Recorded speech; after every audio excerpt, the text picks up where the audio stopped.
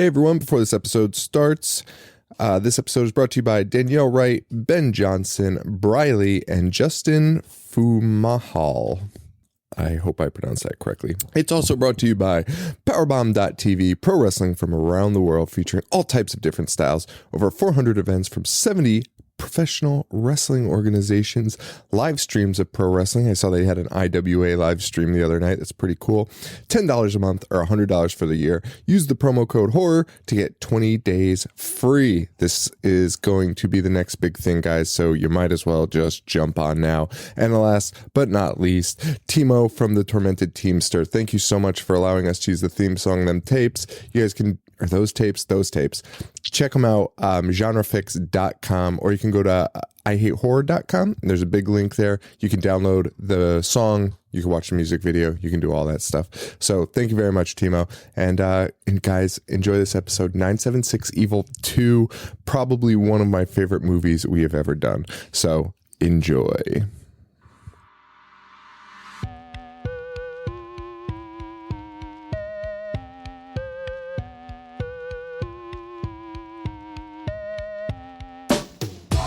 Stopped paying attention in class. I was thinking about the adventures of Ash, about the misfortune of sitting kids at Crystal Lake. Became addicted straight away with the initial tape. God bless Betamax. VHS, holy like Amanda Kruger. I was introduced to genre flicks by Toby Hooper. I started craving more just like Larry the Looter. I collected VHS without commentary or bloopers. Store computers, magazines, a bunch of stores. Spent my money on movies and begged my mom for more. I'd watch the boys kill those Astral bastards 5 times a day or even more. I loved the gore. Lionel and Paquita combined their lonely hearts. I was hellbound, Cenobites tore my soul apart. I've seen them all, from Dracula to Vertigo. Listen up, welcome to the Horror Show with Sean and Joe.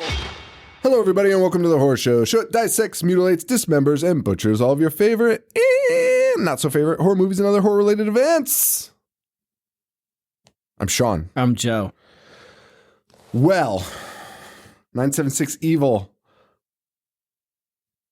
2. A few years later, 4 years later, I believe. The first one was 88. This is 92, I believe. 91 or 92, so for about 4 years. Also known as 976 Evil 2, The Astral Factor. Yeah, I love that. This was chosen by Eric Whitman. Thank you very much, Eric.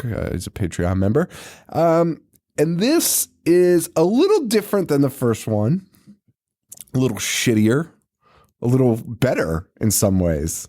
I mean, no. In no ways is it better. It's way worse. It's way worse in all categories. Loved it. Loved it so much more. I think I loved it more. It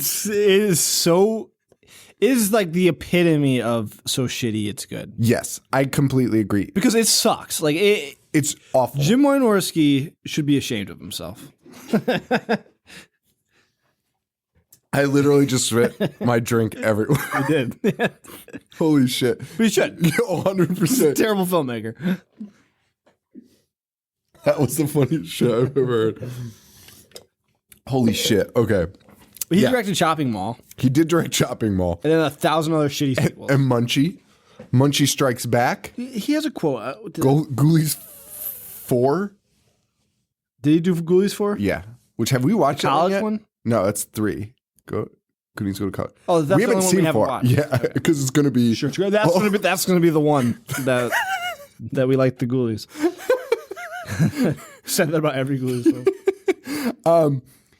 He's a fucking idiot. And he has a quote. Wait, were you about to quote him? Quote about only wanting to make a sequel if it's going to be better than the original? Get the fuck over yourself. Yeah. You've literally never done that. He prefers to do sequels to bad movies so that he has a better chance of making a better film. Fine mentality. He does make exceptions to this film, which he doesn't care for personally. He said it was tough to make.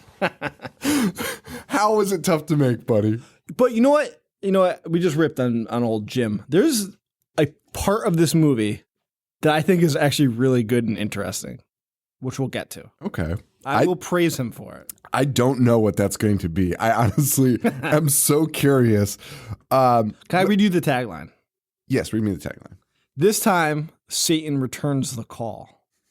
He did that Literally. the entire first movie. That is like the plot of the That's movie. all he did, actually.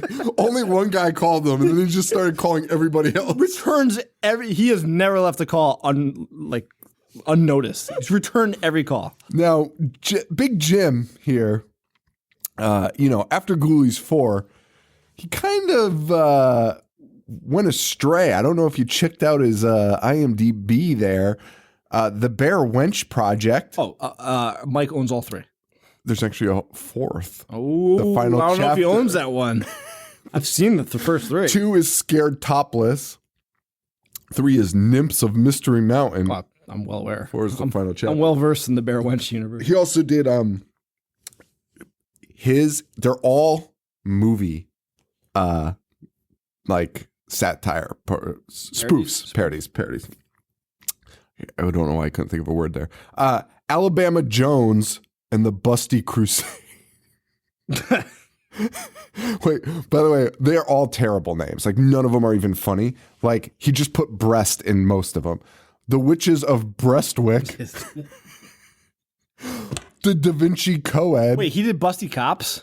Yes. I've seen that many times. I really have.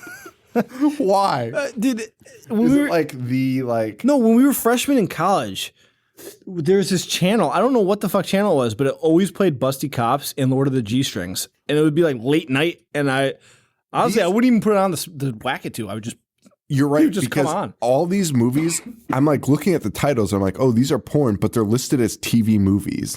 And I'm like, what fucking channel are we putting this on?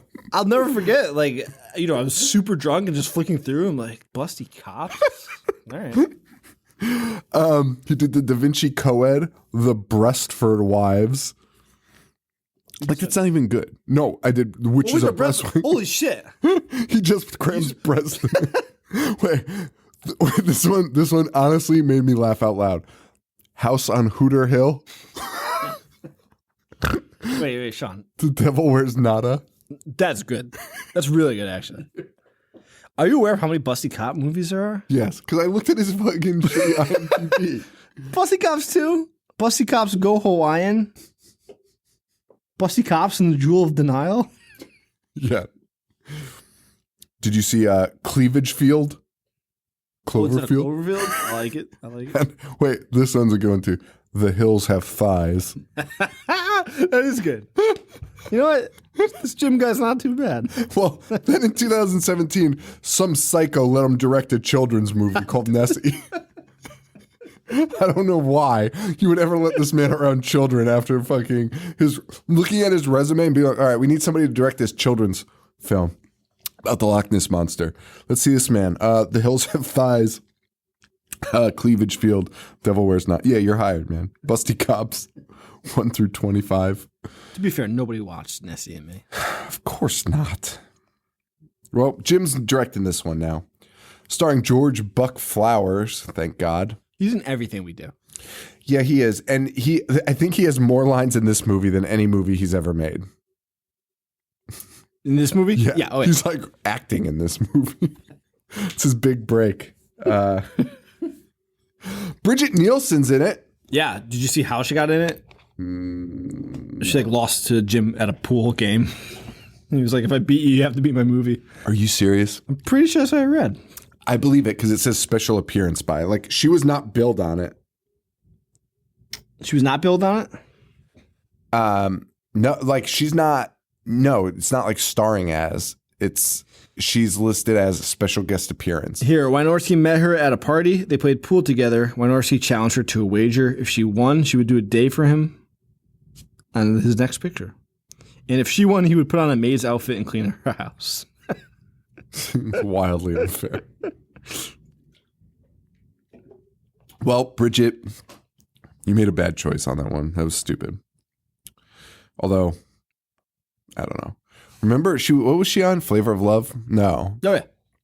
Oh. Yeah, she dated Flavor Flav. She dated him. They were on Surreal Life. That's how they met. Not Flavor of Love. It was after Flavor of Love. Yeah, What a I watched weird that for some reason. Oh, I watched all of that shit. A Shot of Love with Tequila. I did not watch that one because I'm not an idiot. Sorry. Rock of Love with Bret Michaels. I own them. No, why? because I wanted to rewatch them. So I found I found the downloaded. I mean, I didn't pay for them. Don't be ridiculous. Well, that's what I thought. Yeah. No, I have them. I have. Okay, I've procured them. Yeah, those are great. Because Brett just fucks those women like well, I don't even know what the word would be. Just without care. He just fucks the shit out of everyone in that house. He died while having sex with a woman, had to be revived because he's diabetic. It's true. His heart stopped. I feel like it's a really stupid piece of trivia. No. I can't take up space in your brain.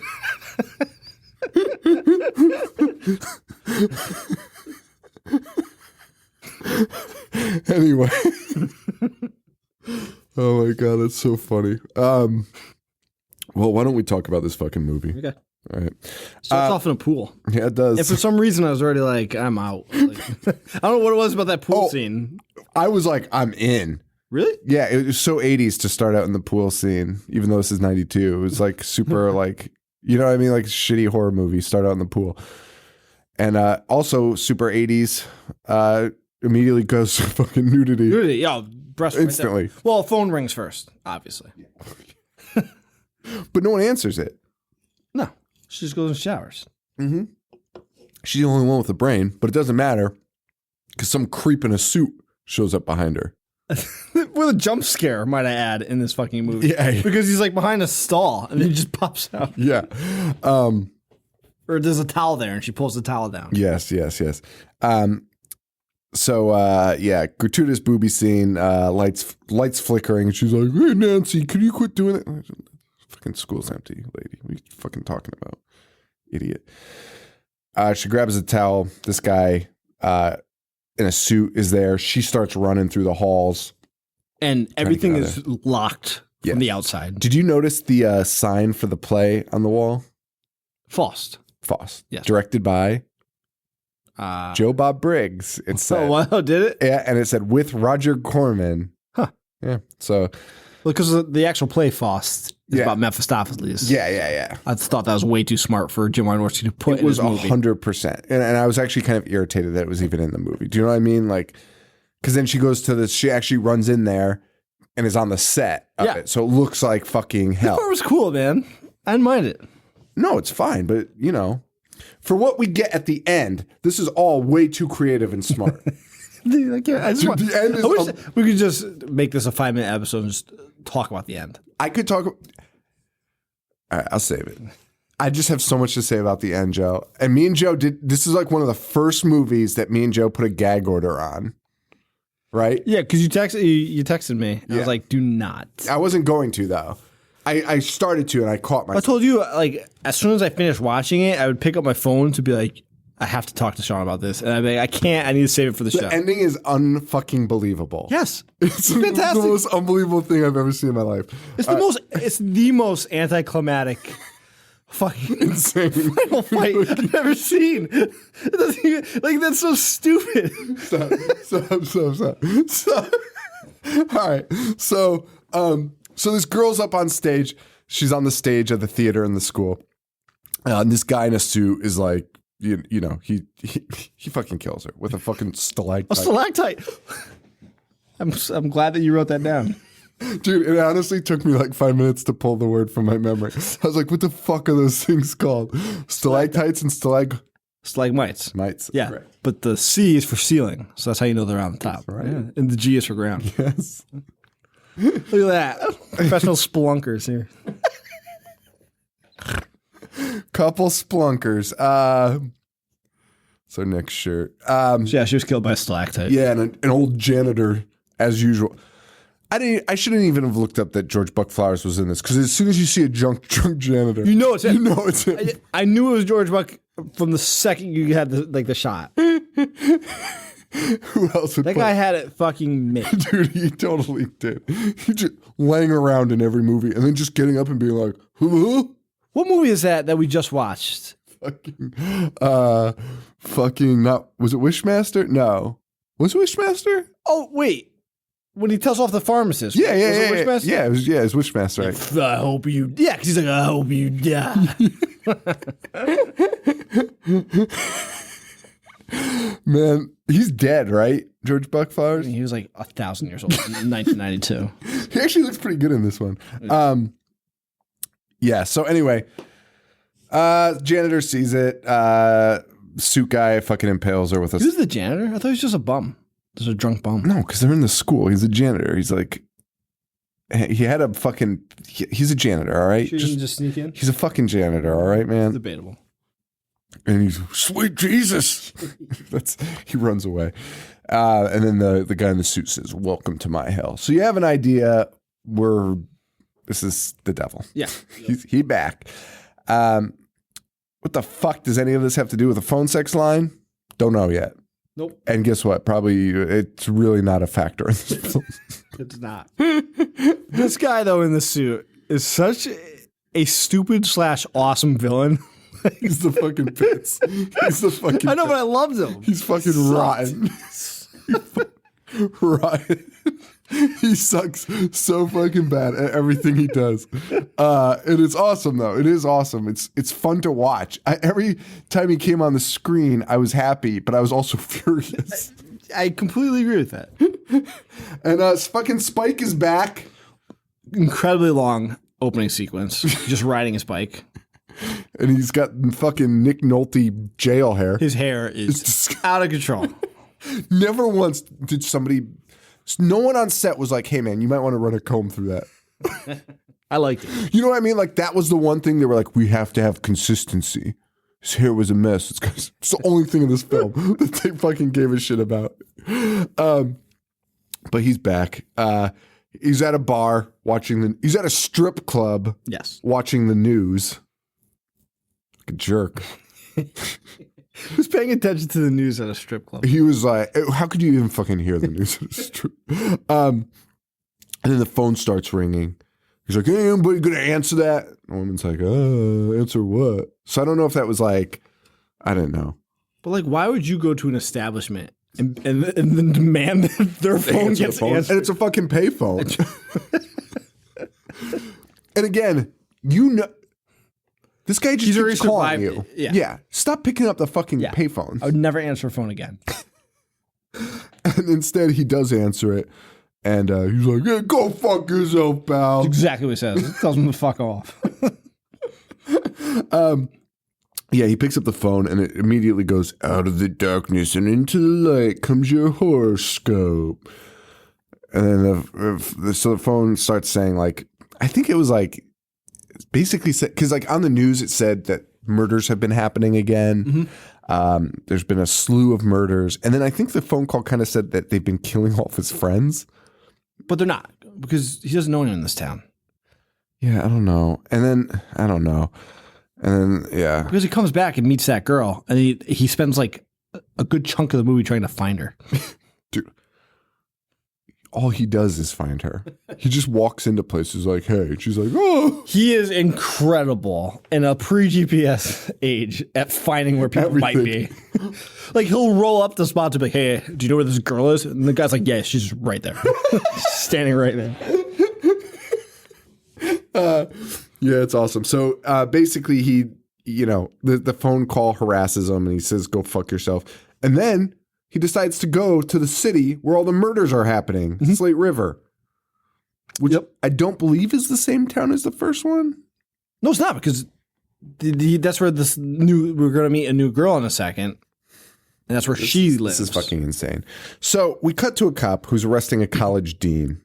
Yes. And they claim they claim this is the guy that's been killing everybody, serial killer. And the cop is like, "Once this breaks that the college dean is the one killing, it's going to be huge." Really fucking weird. And we meet Robin, who looks phenomenal. She is a beautiful 90s babe. Sure. Yeah. Great hair. But a fucking idiot. Straight up dumbest character in this fucking movie. And Dumber than her actor. dad. No, her dad is dumber than fucking rock. That guy and that actor is such a fucking mope. Like, there's no way that guy's acting. He's just a mope. No, yeah, that He guy looks like Mr. Feeney. Yeah. They got that Shitty ass I actually mustache. thought it was him for a second. And then after our debacle of people being like, "How did you not know that was Boy Meets World?" Oh, you have to. For deathbed, I was like, "Wait, I got to make sure this isn't Mr. Feeney because fucking God forbid we don't get that. We don't catch that." So Robin, her dad is a cop psychiatrist. He's a psychiatrist that works at the police department. Yeah. Okay. Do they have those? Probably not. Especially in like 92. I don't think that was a thing. No. They did not care about cops' well-being. Mental health. That was not a thing. Robin finds a horoscope card in a magazine, though. The same one. 976. Same one. And then Robin, for some reason, has a flashback to the woman who was murdered in the school for no reason. She could see like what's happening. Why? I don't know. It made so little sense that I was like, wait, is she that girl? She's not. No. Spoilers. But that's how little sense her seeing that flashback made. And then she was like, oh my head. Yeah, I guess it's just like clairvoyancy of like she's spiritually connected to this. Well, she goes, that was weird. And then she goes to go on the elevator and the doors open and Mr. Grubeck's there, the dean, and he's being arrested. And she like freaks the fuck out. She used to work for him. She used to work for him, as we find out. And he touches her hand and fucking electrocutes her. Yeah, she passes out. Passes out. Now, here's another question I have. Would you be able to recognize your dean? Just ever? Yeah. No, but I'll forgive it in this sense because she worked for him. That's true. You're right. But if you're asking me would I know the dean, no. And she came to our graduation party to tell our parents how shitty we were on campus because we had the house off campus. And when we graduated, she came because we had like all our parents over, like a cookout, and she came and was like, "This house is a nightmare." and the kid that I lived with, his fucking nerd dad, who I hated, was like, "Can you believe the dean came?" He was so proud of it. I'm like, dude, this lady's here to reprimand us. Who's that? No fucking way. What an asshole. Was your dad fucking did your dad hear that? Yeah.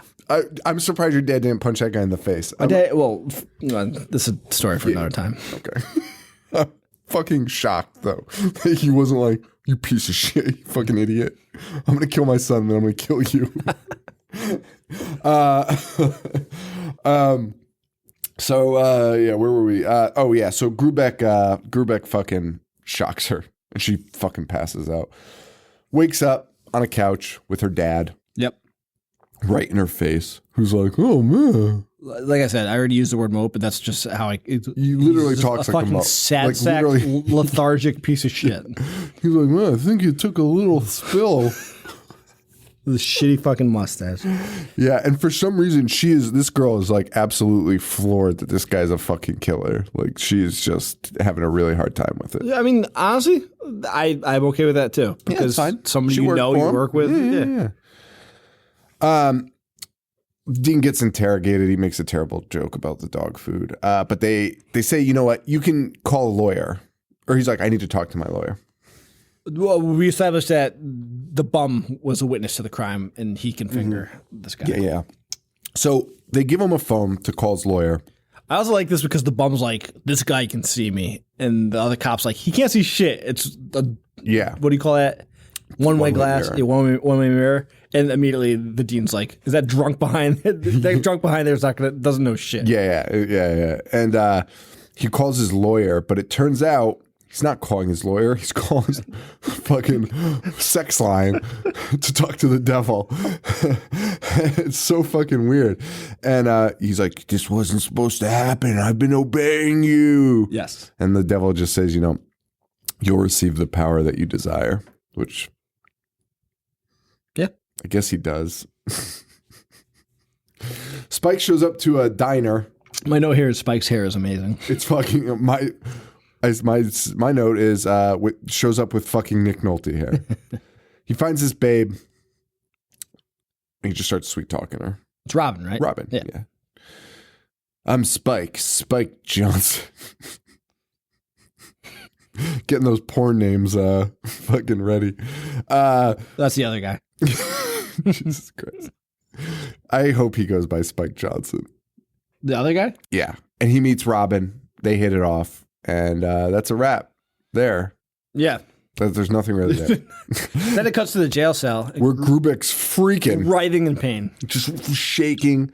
And then he becomes a ghost. The spirit just exits his body. Like it stands over. Yeah. It's like that shitty effect. Like he's laying there. Yep. And then a translucent version of him sits up. Very shitty effect. Not the shittiest effect we'll see in this movie. No. I thought, though, that because of the phone call that he made and because he's standing over his body, that the cops will come in and find the dead body and he'll just be a ghost haunting them. Makes sense. Right? No, he can just climb back in and stuff. Usually when the cops want to wake him up, he just goes back. When the cops wake him up, he's like, oh, wait, gotta go. Like it fucking matters. And the ghost leaves the cell and he can do whatever he wants as a ghost, I guess. He can actually do literally whatever he wants. He can, yeah. Yeah, so that's that. So then we know that he's out of the body. Yep. And then they decide to cut to Robin telling the friends about Grubeck. We meet like the most insensitive guy ever. Yeah. It's like, whoa, is he all covered in guts? I mean, they're both insensitive. Like, that guy's like crazy because he's like, was there blood everywhere? And like, they're like, okay. He's way older than, like, he should know that, of course, he's going to be cleaned up when she But then even her good friend is like, who gives a shit? He was a pervert. Yes. This girl's like feeling it. And she's like, oh, you guys are bad. Get the fuck out of here. And then Spike shows up. And Spike tracks her down. This is what the scene I was referring to before. Because he just pulls up to a payphone. He's like, hey, do you know Robin? And the guy's like, yeah, she's standing right there. What are the odds of that? This is the most obscure location. Like, if you had to explain it, it's like a place by a tree. Yes. That's exactly where it is. Like, it's not anything specific. And he just rolls up and finds Robin. It's so fucking crazy. And she goes, and I'm only gonna say this because later she says something similar and it just made me laugh because it was fucking alarming. She goes, hey, Easy Rider, what are you doing here? Okay, fucking lame. But Spike somehow, while they were at the diner, found the horoscope card and he starts trying to explain this fucking bullshit to her. Like, hey, if you call this number, the devil takes over you and gives you whatever you want, but then you're gonna die. And she's like, are you serious? And she believes it. Of course. Logical. And he's like, I tried it and it works, but somehow I got away. Like, it sounds like the most made up bullshit you could. That's like I own it, but it's at my dad's house. Yeah, I've got the new N64, but it's at my dad's house. But it's fucking awesome. Motherfucker, have N64. Anyway, and then he's like explaining his whole process and how he's like, yeah, I would have these visions. And she's like, I have visions too. She's putting all this together herself. Very quickly, yeah. Very quickly. We cut to the bum who's in protective. He's in protective custody. The cops are monitoring him, and they go to, what do they go to get? Because they leave him chicken alone. And bum wine. They're like, you can have anything you want to eat. And he's like, I don't like this. I don't like steak. I don't like anything. He's like, I like chicken. And then he asks for bum wine.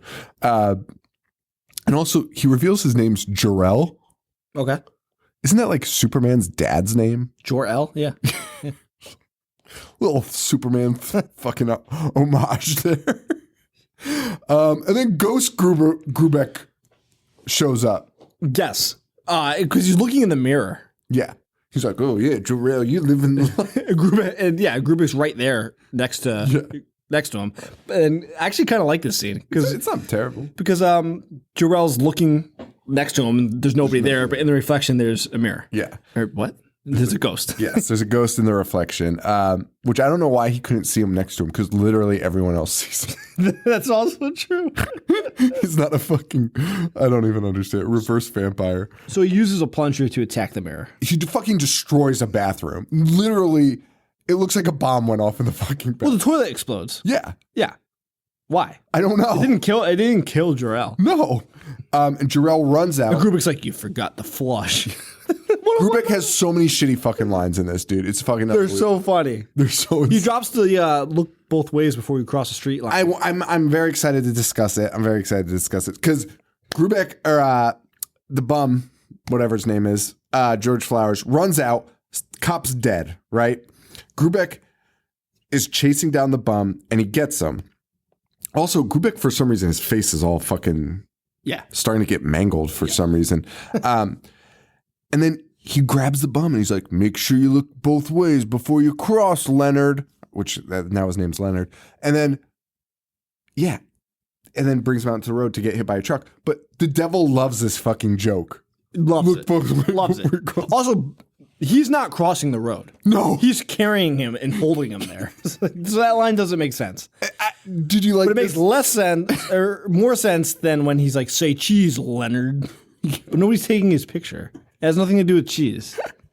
Also, the truck that kills him had so much time. Because this wasn't, unlike the first movie, the car just turned on. Right. This was a man driving. driving a truck. And he is so far. It's like the Austin Powers scene. Yes. He is so far away. He can either stop or veer or literally anything. Do anything to stop, not hit a man. Yes. But Grubek just holds him in place. And this truck, he explodes. there's not a piece of George Flowers that's bigger than like 1 square inch. He gets demolished. Yes. It was one of the most satisfying kills. It was awesome. It was great. It was so fucking amazing. I fucking laughed so fucking hard. That's the thing with this movie, that I laughed out loud so many times. I just had so much fun watching I it. finished watching it at work today. And I was going to save this fact for the end, but the end. Save it. I'm just going to say I was crying laughing in my office. Me too, Dude, I was crying because it was so fucking. I was like hooting and hollering so much. So was I. Dude, it's so crazy. I was texting like everyone I knew, like being like, you need to watch this movie immediately. So then Gross Grubek, after he murders this guy, for whatever reason, goes and visits Robin and is somehow pulling her ghost out of her body. But he's interrupted by someone telling him to wake up, telling his vessel to wake up. Yes. But he's telling him to wake up because he already knows that the bum was murdered. And he's like, I know it was you. This guy's such Grubek wakes up and there's this cop outside. He's going, Grubek, wake up, you son of a bitch. And he's banging on the cage with his fucking, just go in and wake him up. He has the key. Yeah. I know. Pissed me off so much. What does it matter whether you go in Calls his and name wake him so up? many times. And Ghost Grubek is like, I guess I gotta go. You don't. You literally don't have to do anything. Actually, it would make more sense for you not to go back. Yes, it would. It would. You don't have to. You don't have to pretend. Like, you have to fucking. exactly what I was about to There's no like con here. Shit. They'd just be like, "Oh my god, he went catatonic." Yeah. Actually, it's way better for you that this happens. It would delay the case indefinitely. Yes. Also, you're already in spirit mode. Why do you give a shit? Like, why do you have to go back to your human body? Insane. This is fucking insane, and it gets so many more levels of insanity. Like right now. Yeah, like it's when- about to jump off. Because he wakes, like he goes back, and then it cuts to Spike, who is now entering Grubek's house to like investigate. Yeah. He moves on like very quickly to like just being involved. Things just happen. Yes. Spike shows up at this house, Grubek's house. He gets another phone call there, which again, he answers the fucking phone. Stop answering the fucking phone. And even he's annoyed, like, because he's like, enough, asshole. Just give it a rest, asshole. Just why don't you give it a rest? You just don't have to stop answer. answering the fucking phone. It's like when people get trolled online and respond to every fucking message. And it's like, Just stop responding. stop responding. Block them. Just move on. And we get The lights are flickering. really bad knockoff Beetlejuice music. Yep. Like it's like bum, bum, bum, bum, bum, bum. Because shit is just flying everywhere. Like shitty, stupid Things devil. start locking. A fire breaks out. Yep. And things are being thrown at him. The devil's playing so many pranks on him. And then a gun comes off the wall. And it's the worst effect I have ever seen ever, like in a movie ever, especially for 1992. Yeah. Terminator 2 came out like either this year or the year before, and then we have this effect. It is abysmal, dude. And then we get the Evil Dead 2. With the deer turning his head. Yep. He's like, hey, Spike, watch where you point that thing. Yeah. So, also, why did this house have assault rifles? There was so many. They weren't like antique rifles. They were hung as if they were antique rifles, but they were just enormous assault rifles, modern day assault rifles. Why would Grubeck have them? A dean. Yeah. A college dean. And they start shooting at Spike, who hides, but then Spike grabs the gun as if it's like, because he tricks it. He throws something so it gets distracted. Yeah. So it makes a noise in the corner and it looks its head, but it's a gun. It's a gun. He just goes and grabs it. He grabs it. And then Spike just starts shooting the entire fucking house up.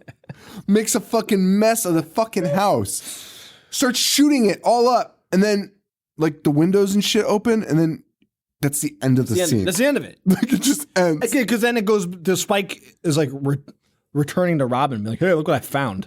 Not, hey, I almost just got murdered by a house. Also, I got this guy's phone bill. Also, you didn't get a phone bill. You just shot the house up. Nothing survived that. You would not have. And the house was already on fire. Yes. So, and now I legit LOL'd here too, because Robin is in school. She is a high school, or no, she's college. College. But they have lockers like in high school. Robin is in school. She's at her locker. And Spike just runs in. She's like, oh, hey, Spike, how you doing? What are you doing here? It's like, first of all, Spike, how do you find her regularly? Yep. And why isn't this chick like, why are you in my fucking school right now? That is the creepiest fucking thing. Yep. This dude never met, looks like a fucking psycho. He's way scarier than Grubeck. This guy looks like a fucking loon. Yep. Walks into your school and is like, I gotta talk to you. And then his big reveal is, I found his phone bill and he's been calling 900 numbers. A guy that you already suspect is a pervert. And he wants Robin to convince her dad that calling this number is why Grubeck is murdering people. Yes. And thankfully, Robin is like, that's not going to work. For as out of control as this movie is, there's a lot of scenes of like real logic in it. Agreed. It's funny. It's real. She's like, no one will ever believe that. I mean, even the very end. The very end is the most logical ending I've ever seen.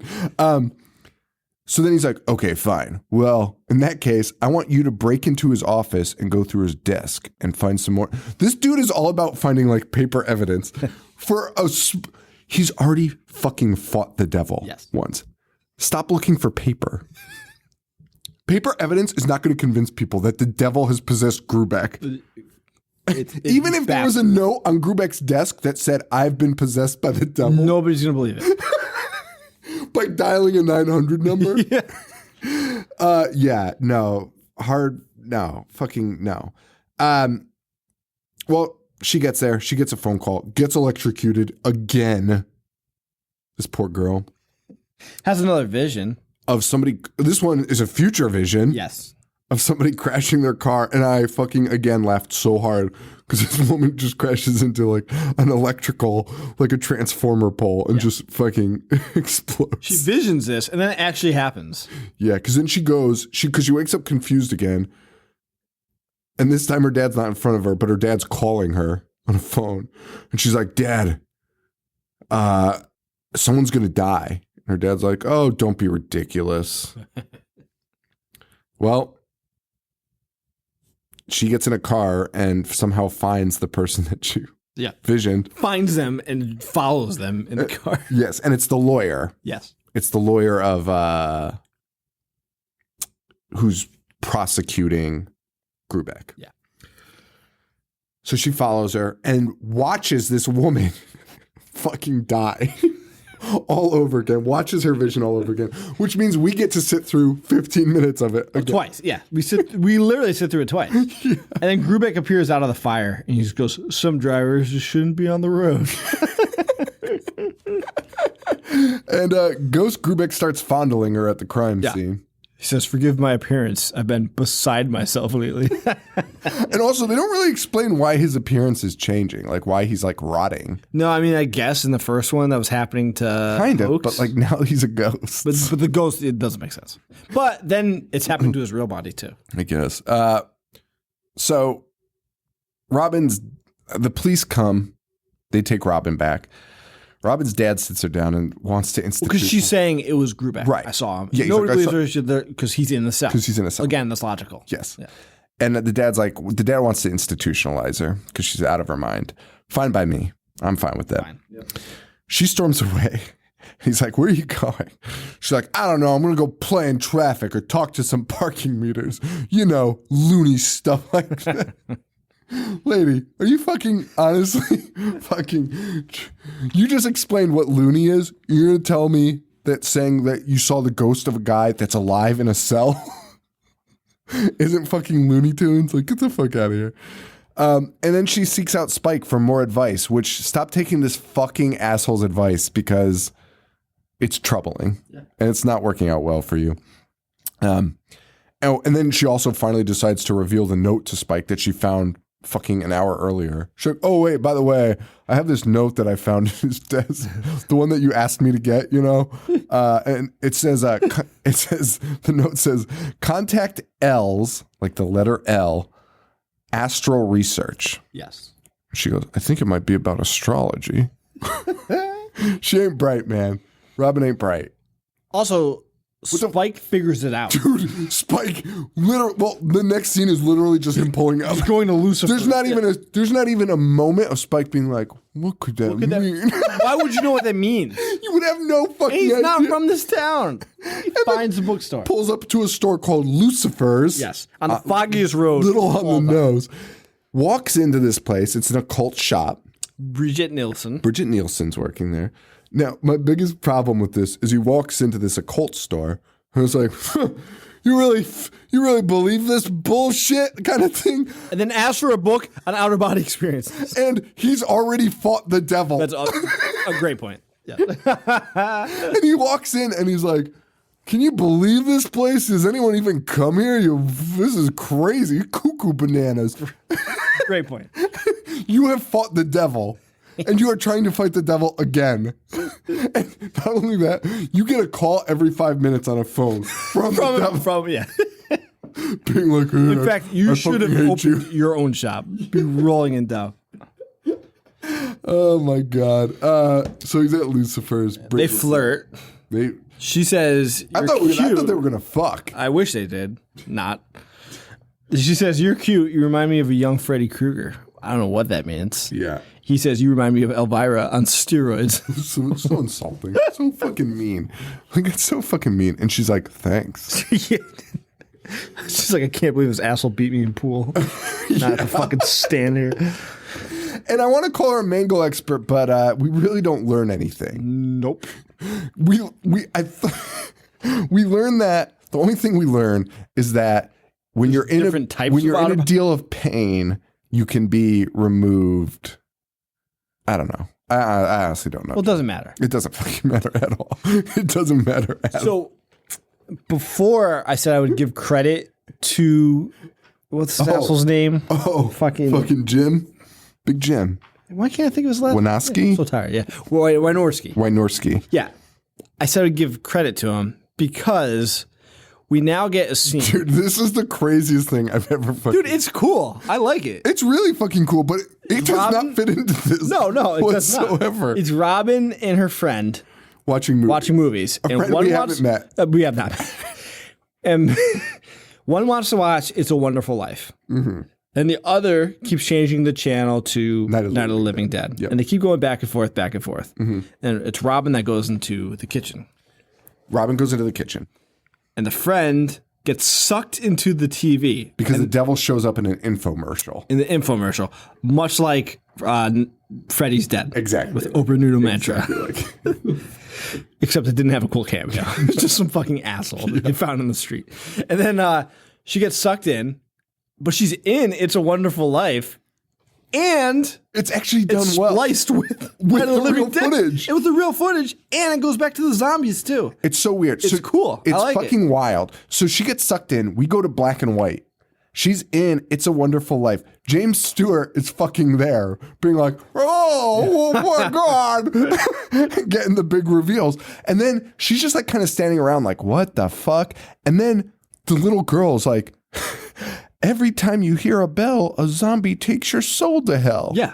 And it's synced perfectly. It's Perfect. and the fact that it's in black and white makes it just look like seamlessly. And Jimmy Stewart's like, that's right. That's right. And it's fucking wild. It's really Yeah. fucking And then they unsettling. all turn into zombies. They turn into zombies. And they're coming towards her. Yes. And then, well, what kind of takes you out of that cool moment is a little zombie girl pulls out just like a fucking trowel and just starts stabbing the fuck out of her. Yeah. And then Robin's like, I got the popcorn ready. And she comes in, and the friend is stabbed to death on the floor in real life. Yeah. That scene is awesome. scene That's is- honestly like a good horror moment. Yeah. I will give him all the credit in the world for that. I will too, man. That was the fucking highlight of that movie. But it was fucking weird because after that girl stabs her, it says the end on the movie screen and it holds it for way too long. And I was like, is the movie going to end right now? That'd be real awesome. But it doesn't. And it just cuts back to, Robin doing that. And then Ghost Grubeck fucking is back again like an asshole. Yep. That's my note is the dickhead's back. Yeah, he's really getting irritating at this fucking point. But he does call the cops And throws his voice. to mimic Robin's. Yeah. Say that she just murdered her friend. She's like, I just murdered my friend. Yes. Come get me. Spike shows up. Spike does show up. He's gonna fight Ghost Grubeck. Oh, he But he can't but he fucking because he's a ghost. He can't do such bullshit. And also, again, luckily, the Ghost Grubeck has him right in his grasps. But he gets woken up. He hears like cells banging, and he's like, I gotta go. See you again. Scout's honor. There's no references to Boy Scouts whatsoever. He even does the fucking... I don't know why. So, Spike has an idea to fuck up Grubeck. Yes. We're about to fucking go off the rails crazy. Like, cuckoo crazy fucking... It's insane. His idea is to show up to the jail, but from the outside, antagonize him. Just like heckle him from a jail. Like that's a thing that you could do. Just go to your local jail and heckle a prisoner so they can hear you. And he starts talking mad shit to Grubeck. And Grubeck's ghost is like, what the fuck? And wakes up. The ghost comes out. Fucking Spike takes his motorcycle, starts driving. So the ghost steals a Mack truck. An 18-wheeler and starts chasing him as if it was any... There's no reason... Besides the fact that he's a ghost and he could probably just teleport wherever That's what he he's wants. been doing this whole movie. He hasn't been walking to these places. He takes a vehicle and a very slow vehicle at that. There's no way he ever And could. he's screaming like behind the wheel. Like a fucking, Tooting the horn. fucking Mad Max. Dude, I wish Grubeck was in Mad Max. Driving the vehicle with the guy with like the fucking guitar on it. That would be so fucking awesome. Now, as that happens, as the 18-wheeler pulls away, Robin sneaks in her car and she drives up to the cell. And she goes in, you immediately obviously think she's going to sneak into the cell and do something nefarious to Grubeck's body. Right. Okay. Instead, she just roams around the police station for like 45 minutes, just looking around, snooping around. And she finds all the cops are dead. And we get a dramatic stare from Robin like, well, that's the last straw. As if murdering and threatening to murder you wasn't enough. Right. And she just killed like her best friend. Yeah, finding the dead cop, she's like, you son of a bitch. Now I want you dead. We're back to Spike, though, who he turns the motorcycle around to face the 18-wheeler, pulls out a stick of dynamite from his pocket. And not a single stick. Like the Acme 3 sticks banded all up. bundled up. Yeah. Yeah. Lights it in his hand and starts driving with a stick of dynamite at the fucking car. It's driven by Grubeck, and Grubeck's just like Ghost Grubeck. Ghost Grubeck, who's like, I'm gonna fucking kill you. Ghost Grubeck somehow like jackknifes the car, so he's thinking he's just gonna fucking murder this kid, just like smash him into a million pieces. Spoiler, he actually does. Not expecting that. Fucking Spike throws the dynamite at the car. This is so fucking unbelievably stupid. I can't even fucking handle it. Because honestly, the trajectory of it was clearly going over the vehicle. Oh yeah. And at the same time, he slides his motorcycle under the truck. So you think he lives. But I mean, if you're looking at it, the scene looks like he's going to slide under it and the dynamite should fall right next to him and obliterating him. But instead, it hits the vehicle as he slides under it. Truck fucking explodes. Yep. And he slides under it. This plan makes so little sense because he knows it's a fucking ghost. Yeah. And he already tried to punch it. It can't be harmed. Solves nothing. This plan solves fucking nothing. No. And he dies in the process. He fucking dies. And he becomes an astral projection. He does. He turns into a spirit. And then we have Robin in the cell. She's finally made it to the fucking cell. Just in time for Grubeck to wake up. to go back, the spirit to come back. Defeating the purpose of this entire fucking Because plan. Grubeck he did what he wanted. He got rid of this fucking guy. Yeah, he did exactly what he wanted. So she's in the cell and she's got a gun. And instead of just plugging him like 45 She times. needs him in the dick. Well, he wakes up first and is like, huh? And she's like, ah! And he just grabs the gun and is like, oh, I've got you now. And then she knees him in the fucking nuts. And we get a chase, another fucking ghost chase. Yep. Although this is real. He's in his body. Real now. Grubeck Yeah. chase. She had a fucking gun. This is the most insane. greatest scene This is the most we've ever covered. It's fucking incredible. She gets in the car. She drives away. Oh, he's chasing her on foot. Yeah. She gets in her fucking car, drives away. Yeah. Nothing. There's no way anything else happened. Right. But she somehow drives to the spot where Spike was killed. No, she doesn't. Isn't that where his bike was? No. In the water? That's the even funnier part. Well, no, he was like on a desert road, wasn't he? Yeah, but somehow his bike was in the water. It like showed his bike in water. Oh, I didn't see that. That doesn't make any sense. No. Okay. So that's fucking weird. Okay. But as she gets out of the car, you see the trunk pop. And you're like, what the fuck is that? And Grubeck was hiding in the fucking trunk. How he got there, how he got in, all a mystery. Yes.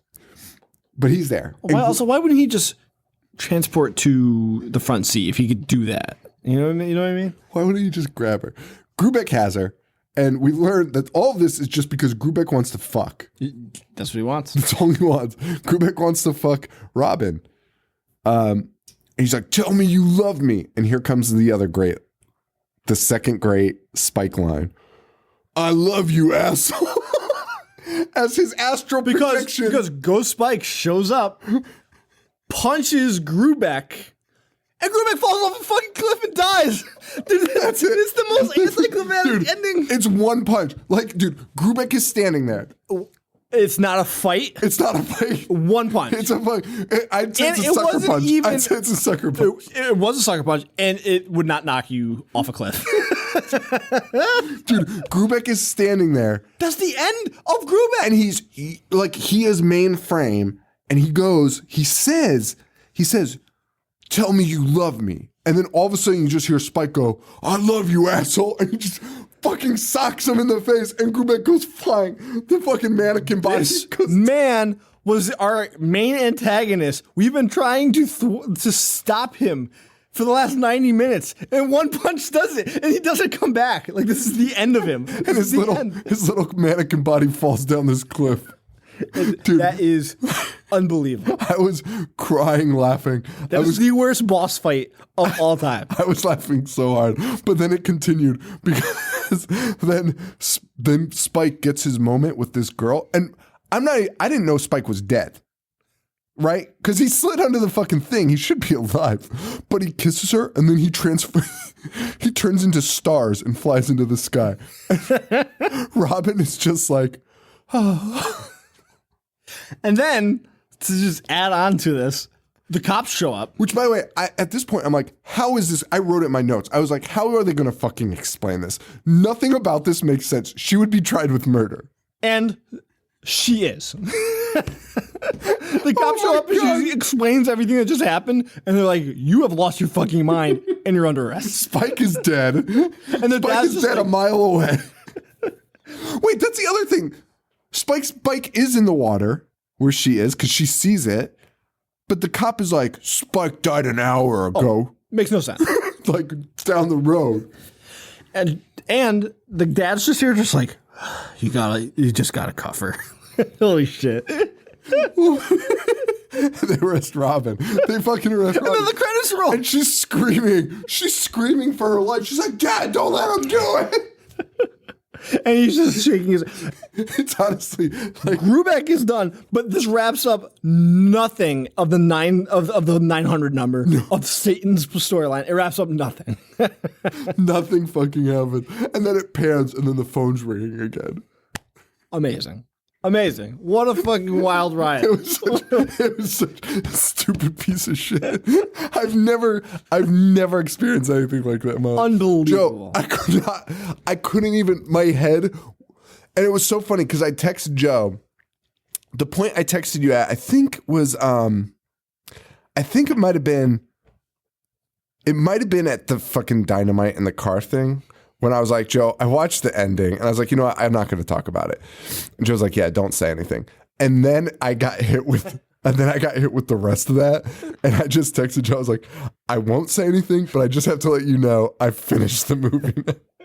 I wasn't all the way done before. And now I am. I mean, that's so fucking insane. It was dude, unbelievable. The punch is... The fact that that's how the big baddie is thwarted. That's it, dude. A fucking punch. Ridiculous. He gets fucking punched. Do yourselves a favor and watch this fucking movie. Dude, I do think you have to watch the first one. Only again, like you said, it wraps up nothing, the second one. And that's part of what's so funny about it. Because you sit through the first one, right? And there's kind of some closure there. And then you get this second one, you're like, all right, where's it going to take us? Absolutely zero closure. Listen, I watched both back to back. And it doesn't explain the story. A fine double feature. I enjoyed myself. Honestly, we should talk to Larry about running these back to back at Connecticut Cult Classics. He'll sell 0 tickets, and I'm okay with it. I don't know. I feel like selling 976 Evil, I feel like you're going to sell some tickets. Maybe we can have that be, we should tell them, like, do a horror show night. We'll fucking host it. Let's do it. Let's get 976 Evil double feature. I honestly think it's fucking perfect. Like, especially if I will sell the shit out of it. I will produce a video of me being like, listen to me. You're going to watch the first one. It's going to be fucking bad. And it's going to be good though. But then you're going to get the prize and that second fucking feature. I mean, you're going to get the biggest non-payoff of all time. If you could show Lady Terminator, I see no problem. I agree. Oh, shit, man. That was fucking amazing. 976 Evil. Well, next week, we got a little special. We're going to actually do a holiday episode. Valentine's Day. We used to do our Valentines, like our ladies or men. Oh, we were going to do that. Who are we going to pick? Zidar. Maybe we'll change it. But now, kind of the first plan. It might change, though. Who knows? X-Ray, also known as Hospital Massacre, will be our feature for Valentine's Day. Check it out. I don't think it's streaming anywhere, so sorry about that. But I'm pretty sure you can find it on... This asshole calls it a proto-slash. A fucking jerk job. Who does? It's a Canon film. Whoever wrote this description. It's Canon. Yeah. I'm already in. Canon Group, baby. It is on YouTube, so you can check it out there. It's amazing. It's called X-Ray or Hospital Massacre, but please watch it. I've watched clips of it, and I'm very excited. I've had it for like a year and a half, maybe, and I've been waiting to do it on the show for this moment. After that, though, You ready to pick something? Yeah. Where are we? We are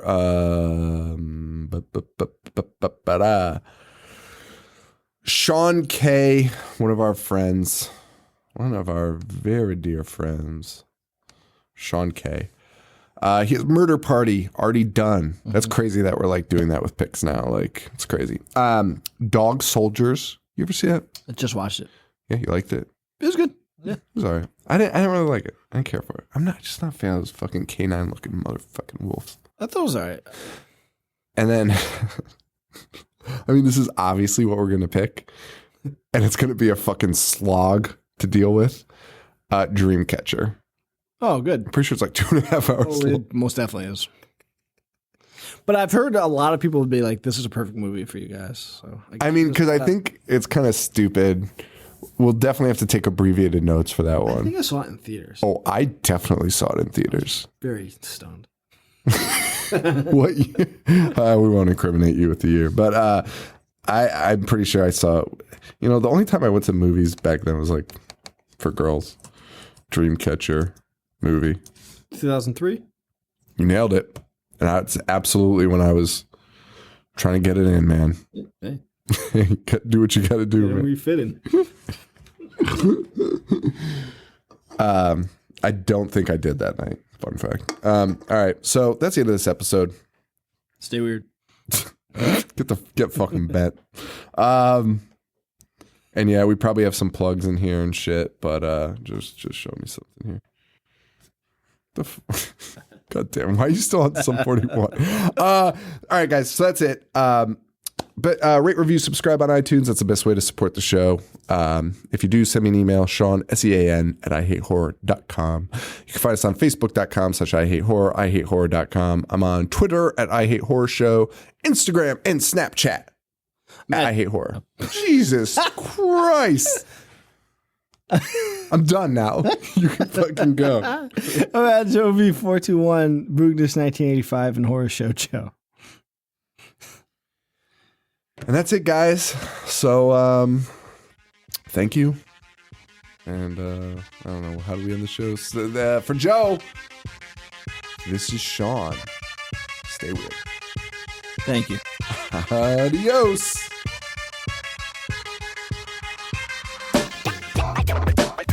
Dissect. Movies all fucking day. Wanna play? I'm gonna watch what I'm not supposed to watch. Dismember. A fucking zombie getting sliced and diced. A monster. Mutilate. And butcher. That's it, guys.